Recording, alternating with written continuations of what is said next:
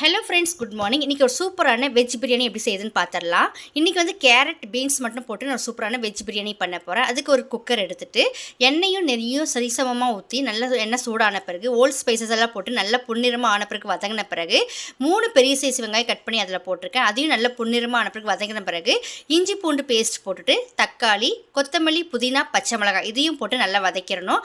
கூடவே பக்கத்தில் mutton gravy ஆகிட்டுருக்கு.